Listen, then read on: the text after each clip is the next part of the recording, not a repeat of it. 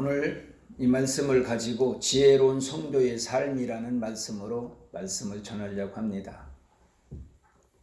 인간은 하나님의 형상대로 지음을 받았습니다. 그래서 하나님의 모습대로 창조된 인간이 가장 아름답고 가장 지혜롭고 또 행복하게 살 수 있고 영광을 하나님께 돌리면서 살아갈 수가 있습니다. 창조라고 하는 말이 세 가지가 있는데, 하나는 빠라, 무에서 유를 창조할 때 빠라라고 말합니다.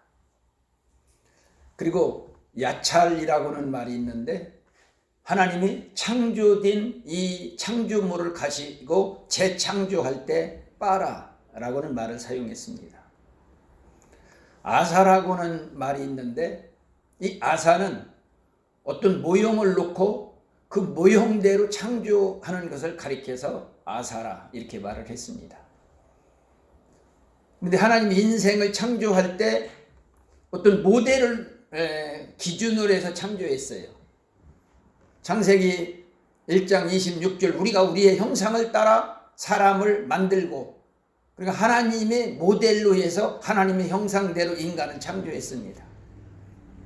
그래서 인간은 영적인 존재고, 인간은 인격적인 존재고, 하나님이 주신 주권적인 역사를 감당할 수 있는 그런 존재로 인간이 창조된 것입니다. 그리고 인간에게 모든 주권을 맡겼습니다.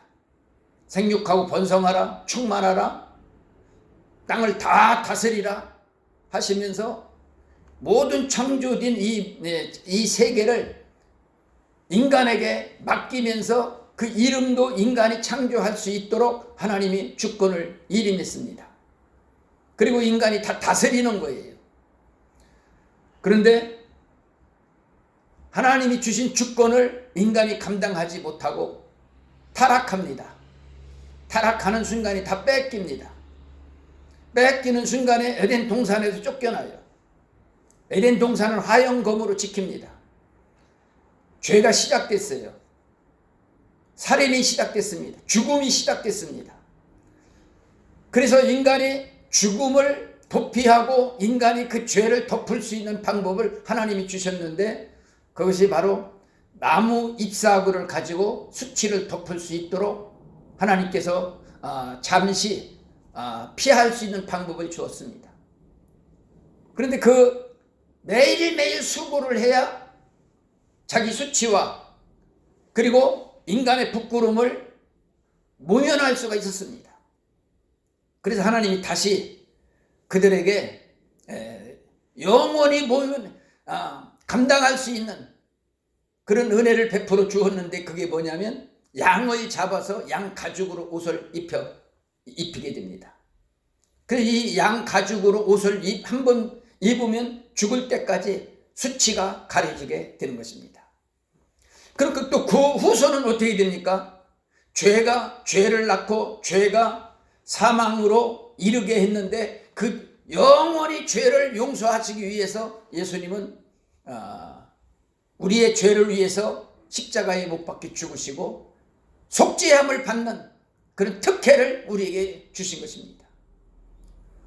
그 하나님은 인간을 지혜롭게 창조하시고 선하게 창조하시고 또 하나님께 영광을 돌리며 살아갈 수 있는 그런 조건을 전제로 해서 주었는데, 타락하는 그 순간에 악한 마귀가 인간을 다스리기를 시작합니다. 하나님을 섬기지 못하도록 세상 편으로, 마귀 편으로 인간에게 날마다 죄를 지을 수 있는 방법을 제공합니다. 그래서 오늘 두 가지로 말씀드리려고 해요. 첫째는 우리는 하나님의 인도를 받는 영적인 존재가 되어야 됩니다. 하나님의 음성을 듣고 하나님이 인도하는 대로 순종하면서 영생의 길을 가야 돼요.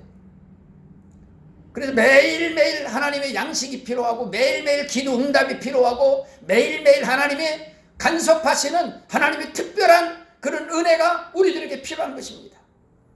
이스라엘 민족이 광야에 40년 동안 생활할 때 매일 아침마다 하루 분량의 양식이 쏟아져요. 그리고 낮에는 구름 기둥으로 인도합니다. 밤에는 불기둥을 세워놓고 보호하고 인도될 때는 또 불기둥 인도를 합니다. 그와 마찬가지로 신약시대는 예수를 믿고 구원받은 하나님의 사람들에게 매일매일 은혜가 필요해요. 순간순간 은혜가 필요합니다. 그래서 그 은혜를 간구하는 거예요. 그 은혜를 사모하는 것입니다. 그 은혜를 받지 아니하면 인간은 곁길로 가게 돼 있어요. 잘못되게 생각을 하게 돼 있습니다. 그러므로 엿새 일을 하고 주일이 되면 주일을 성수하고 또 매일 아침마다 기도하고 매일 살아가야 될 그런 양식의 분량이 필요합니다. 그래서 하나님의 말씀을 붙들고 살아야 돼요. 빛이 있는 곳에 어둠이 물러가듯이 악한 세대를, 악령의 세계를, 죄의 세계를 극복하고 이기기 위해서는 매일매일 하나님의 은혜가 우리들에게 필요한 것입니다. 그래서 오늘 은혜를 받고 한 주간 동안 하나님의 인도를 받으며 승리하고 또 다음 주일을 지키는 거예요. 그런데 두 번째, 사단이 인도하는 힘이 있습니다. 인간을 주권적으로 다스리고 있습니다. 에베소서 2장 2절 말씀 보면 공중 권세 잡은 자라 그랬어요. 인간의 생명을 막 다 다스립니다. 이 지구상을 움직입니다. 하나님의 역사를 계속 방해하고 하나님의 섭리를 방해를 해가지고 인간과 하나님의 관계를 자꾸 끊어놔요. 변제시킵니다. 또 인간이 그걸 좋아해요. 죄인이기 때문에 죄를 지을 수 있는 도구로 사탄이 그 길로 인도를 합니다. 그래서 인간이 자꾸 그 길을 추구해요. 그 길을 따라가기를 원합니다. 그러다 실패해요. 그러나 하나님이 한번 택한 백성은 버리지 않습니다. 매를 때려서 고난을 주어서 고통을 당하면서 그 시련을 통해서 이기게 하시고 감당할 수 있는 능력을 베풀어 주는 거예요. 그리고 하나님의 선택된 자에게 하나님이 징계를 주시고 그리고 깨달음을 주어서 어떤 사람은 건강할 때 하나님께 은혜를 깨닫고 주께로 돌아오고 어떤 사람은 매를 맞고 하나님께 돌아오고, 그러므로 우리는 지혜로운 성도의 삶이 되기 위해서는 하나님의 영으로 인도함을 받아야 돼요. 사단의 인도를 받아가며 사단이 인도하는 대로 그 길로 가면은 뭡니까? 사망의 길입니다.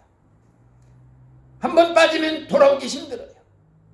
그래서 오늘 이 시대를 분별하고 하나님의 뜻을 분별하고 하나님이 나에게 주어진 이 사명을 잘 감당하기 위해서 매일매일 주시는 하나님의 그 은혜를 몽땅 받아서 날마다 승리하며 하나님께 영광을 돌리는 저와 여러분들 다 되기를 예수님의 이름으로 축원합니다.